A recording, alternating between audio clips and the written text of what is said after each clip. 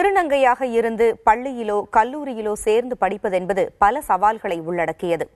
திருநங்கைகள் தனித்தேர்வர்களாகவே படித்து வருகிறார்கள். அந்த சவால்களை கடந்து மேல்நிலைப் பள்ளியில் மற்றவர்களுடன் சேர்ந்து படித்து +2வில் தேர்ச்சி பெற்ற முதல் திருநங்கை என்ற பெயரை பெற்றிருக்கிறார் தாரிகா பானு.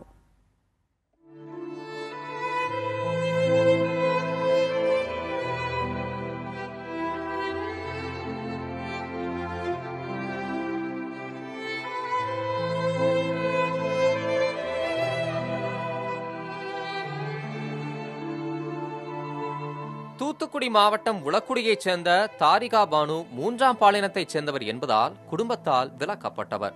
பின்னர் சென்னையைச் சேர்ந்த திருநங்கைகள் நல செயற்பாட்டாளர் கிரேஸ் பானுவின் அரவணைப்போடு சென்னை அம்பத்தூரில் உள்ள காமராஜர் பெண்கள் மேல்நிலைப் பள்ளியில் படித்து வந்தார். தற்போது +2 தேர்வில் தாரிகா தேர்ச்சியடைந்துள்ளதன் மூலம் பள்ளிப்படி படித்து தேர்ச்சி பெற்ற முதல் திருநங்கை என்ற பெயரை பெற்றிருக்கிறார். கல்வியில் வாய்ப்பு கொடுத்ததுக்கு ரொம்ப ரொம்ப ரொம்ப ரொம்ப நன்றி தெரிவித்துக்கொள்கிறேன். அதே மாதிரி இந்த அரசு வேலை வாய்ப்பு திருநங்கைகளுக்கு அளிக்கணும் ஒரு கோரிக்கை வைக்கிறேன்.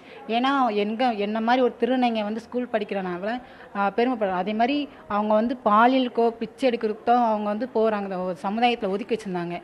அதே மாதிரி திருநங்கையினாலே புறக்கணிக்காமல் வேலை வாய்ப்போ ஒரு கல்வி வாய்ப்போ கொடுக்கணும்னு இந்த அரசுக்கு நான் கோரிக்கை வைக்கிறேன். திருநங்கை என்பதால் சமூகம் தந்த அழுத்தச் சூடுகளை ஆவியாக்கி தாரிகாவை பாதுகாத்திருக்கிறது சக தோழிகள் தந்த அன்பின் குளிர்ச்சி. ஃபர்ஸ்ட்லாம் அவள் இந்த ஸ்கூலில் சேரும்போது யாரோ மாதிரி நாங்கள் பார்த்தோம். அப்புறம் தான் எங்கள் சார் சொன்னார், அவங்களையும் நம்மளோட ஒருத்தவங்களா தான் நீங்கள் பார்க்கணும் அப்படி சொன்னாங்க. அதுக்கப்புறம் அவள் எங்கள் எல்லாருக்கூடயும் பேசி பழகி ஜாலியாக இருந்தது. ஏன்னா எங்கள் கிளாஸில் எல்லாம் சொல்லுவாங்க அவள் திருநங்கை அவள் கூட சேராதீங்கன்ட்டு. ஆனால் நாங்களும் அப்படிலாம் பார்க்க மாட்டோம். நாங்கள் எல்லாருமே காமனாக நல்லா பேசி நல்லா சிரிப்போம். எப்பவுமே விளையாடும் போது கூட கூப்பிட்டு போவோம். லேபுக்குலாம் ஒன்றா தான் போவோம். மாவட்ட ஆட்சியரின் அறிவுறுத்தலின் பேரிலேயே தாரிகாவை பள்ளியில் சேர்த்துக் கொண்டதாகவும், ஆனால் தாரிகா பின்னர் தனது மகளாகவே மாறிவிட்டதாக பூரிக்கிறார் பள்ளியின் தலைமை ஆசிரியர்.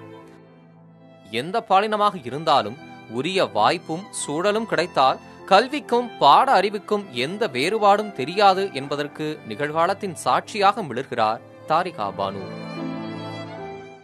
3ஆம் பாலினத்தவரை சரியான வகையில் வாய்ப்புகள் கொடுத்து அங்கீகரிப்பதற்கான காலம் தொடங்கிவிட்டது என்பதன் தொடக்க புள்ளியாகவே தாரிகாவையும் அவருடைய தேர்ச்சியையும் நம்மால் மதிப்பிட முடிகிறது.